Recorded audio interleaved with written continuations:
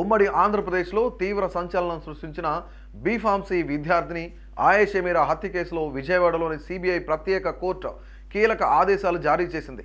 ఈ కేసు దర్యాప్తును ముగిస్తున్నట్లు ప్రకటించిన న్యాయస్థానం వైద్య బృందం సేకరించిన ఆయేషా భౌతిక అవశేషాలను ఆమె తల్లిదండ్రులకు అప్పగించాలని సిబిఐని ఆదేశించింది. ఫిబ్రవరి 27న తెనాలిలో ప్రభుత్వ భద్రత నడుమ మత సాంప్రదాయాల ప్రకారం అంత్యక్రియలు నిర్వహించాలని స్పష్టం చేసింది.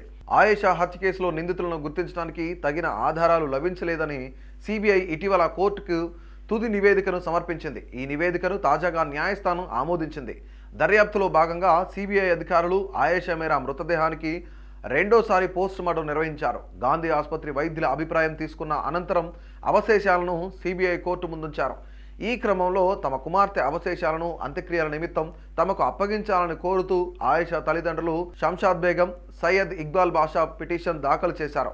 ఈ పిటిషన్పై విచారణ జరిపిన కోర్టు ఫిబ్రవరి 27వ తేదీ తెనాలిలో అంత్యక్రియలు జరపాలని ఆదేశించింది. ఈ ప్రక్రియ మొత్తాన్ని సిబిఐ, రెవెన్యూ, పోలీసు అధికారులు మత పెద్దల సమక్షంలో వీడియో రికార్డింగ్ చేయాలని స్పష్టమైన ఆదేశాలు ఇచ్చింది.